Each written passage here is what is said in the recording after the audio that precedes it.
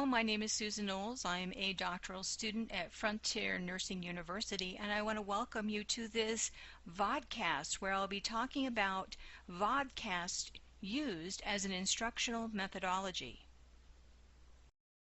Throughout this presentation, I hope to answer the following questions. Who is the audience? What does the literature say? What is a vodcast, and how will vodcasts be used in teaching the audience, clinical nursing instructors? Novice clinical instructors are the learner. And these are nurses that have decided to become nurse educators in order to make a difference. It's not unusual for the novice clinical nurse educator to be unsure of what the role requires. Typically, these are nurses who have had past positive experiences with newly graduated registered nurses or have acted as preceptors for the nursing students. They have received positive feedback through these experiences, and they sought nursing education as a means of personal growth and a way to influence the next generation of nurses.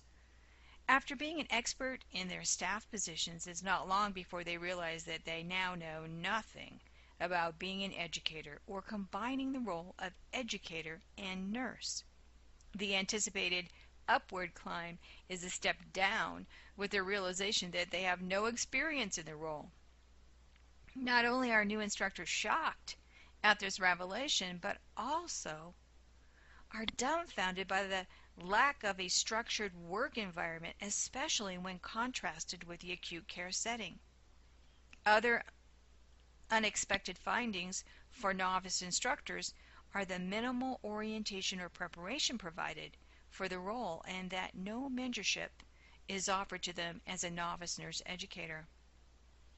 These realizations are not new to nurses. There has been a steady drop in nurses enrolling in nursing education graduate degrees following the emphasis towards clinical specialization graduate degrees, which began after the American Nurses Association put out a statement encouraging the change in graduate degrees. This has been an unintended consequence of this 1969 statement. All nursing programs should require a clinical nursing instructor preparation course for novice nursing instructors, because we know that although they may be experts in clinical practice, that does not necessarily equate to proficient clinical instructors. In Arizona, the minimum requirements to be a clinical instructor are that a nurse must have a bachelor's degree and 3 years of clinical experience. Now let's look at what the literature says. What you'll notice is that I've put the title of the articles in yellow on each one of the slides, which is not typical, but in this format, most of the titles give a good idea of what the study was about. So in this study by Schreibner, Fukuda, and Gordon, they performed a mixed method crossover randomized controlled trial of 100 medical students randomized to live lecture or video podcasts, otherwise known as vodcasts. The purpose of the study was to compare information recall after live lecture and video podcast. And they obtained qualitative data from statements regarding students' preferences and experiences with the two formats. The students were randomized into two 50-person groups to receive both a live and a podcasted lecture, given using the same 15-minute PowerPoint slides by the same instructor. The students in both groups were similar in age, gender, and stage of medical school. And what they found, that there was no statistical difference between the two groups. What they checked were the differences on multiple choice questions. But in the qualitative portion, the students did express a preference for live lecture. Some students stated that they did enjoy the convenience of the video podcast and the ability to stop, review, and repeat. Some of the disadvantages that they stated in this study were that they thought that the vodcasts were less engaging, easy to clock off, and less motivated to study were some of the comments. In a second study by Narula Ahmed and Rudakowski in 2012, where they conducted a pilot study seeking to determine the efficacy, usability, and time effectiveness of 5-minute video podcasts to be used by medical students while on call prior to completing a patient assessment. And the purpose of the survey was to assess the type of resource that they used, as well as the length of time that they spent preparing before they saw the patient. The results revealed strong agreement among the respondents that the video podcasts were effective, appropriate for their educational needs, and saved time. And in fact, they decreased their prep time from 19 minutes to 11 minutes. And if you'd like to see a sample of the vodcasts that were created for this study, you can simply click on the sample vodcast.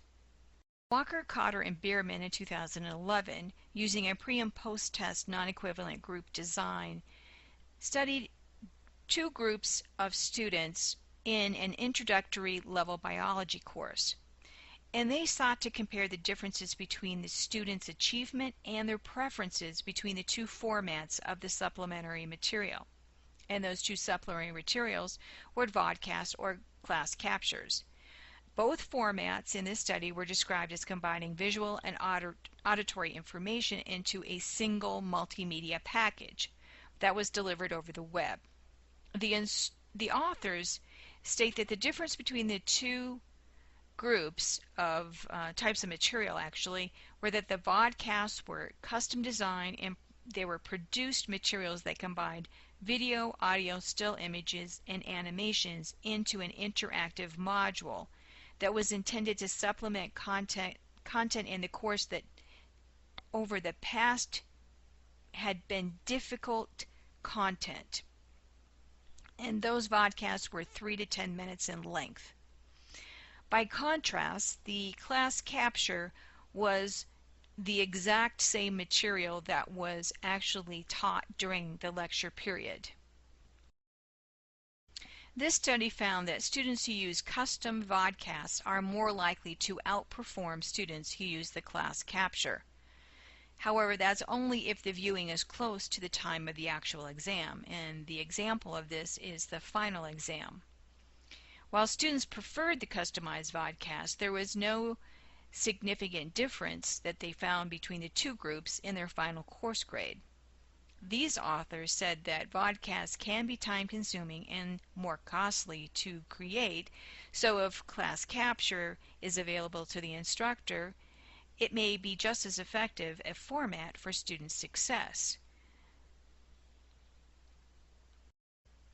Using a short questionnaire, Shanti Kumar in 2009 investigated 5th-year medical students' perceptions of podcasts that had visual effects. The questionnaire in this study had 2 open-ended questions where students could give their opinions about what was good and what could be improved. Students reported that the resource was easy to use, easily accessible, free, and that one could learn anywhere. They also stated both visual and audio is better. In the area of improvements, students requested more topics, adding a quiz at the end of the podcast, and that they like a copy of the PowerPoint. What is a video podcast? Vodcasts are a combination audio and visual file, and typically using voiceover PowerPoint slides can be downloaded to a computer or any mobile device, which provides anytime, anyplace opportunities for learning. The video file can be any combination of YouTube, videos and clips, diagrams and pictures to augment the audio presentation. Video podcasting may enhance learning because they utilize both visual and audio channels. Additionally, being able to both pause and repeat the vodcasts give the learner more opportunities to make sense of the information.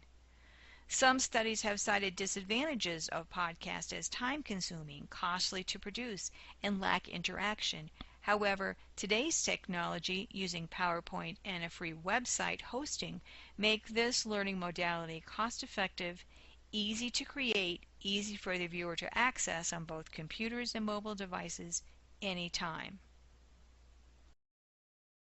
Vodcast can be extremely valuable for a student that misses a lecture if they need to look something up and repeat sections that they do not understand.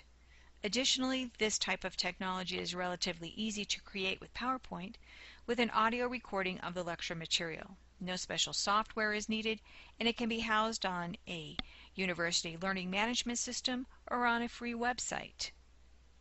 Vodcasts are used by educators in all levels of education, from elementary to schools of higher learning. They are used in business for both education and advertisement. Hospitals use Vodcasts for the orientation of new employees, which can be found by a simple Google search using the search term hospital orientation. The clinical instructor preparation course will be designed utilizing the principles of adult learning theory, based on the assumption that adults are self-directed, they bring life experience to their learning, they are goal and relevant oriented, and that they need to see how this new information can be applied. This course will be designed with the intention that only one vodcast will be viewed each week. There will be 6 modules for the entire course. An instructor may move ahead at their own pace as an adult learner. These vodcast modules will be self-paced, appropriate for self-directed adult learners. They will be sequentially building on previously learned material from week to week, and will be completed gradually as the instructor teaches a group of students rather than all modules front-end loaded. Only relevant, practical, need-to-know information for the beginning clinical instructor will be included in the series of modules. The web-based Vodcast learning modules are designed for the clinical instructor to apply the information learned almost immediately. These vodcasts will be coupled with weekly mentoring sessions with an expert clinical instructor sequenced to specific aspects of managing a student clinical rotation. So why are vodcasts appropriate for novice clinical instructors? First of all, the experts recommend that a preparation course be conducted for novice clinical instructors. And a web-based approach is an alternative or can be used in conjunction with a face-to-face course. Novice clinical instructors most often are part-time faculty, and they usually have a full-time staff nurse or nurse practitioner position. So because of this, as well as their family-related demands, they cannot attend a multi-day face-to-face preparation course. And the model that's in practice is one that's in Colorado, which is a 40-hour, 5-day preparation course.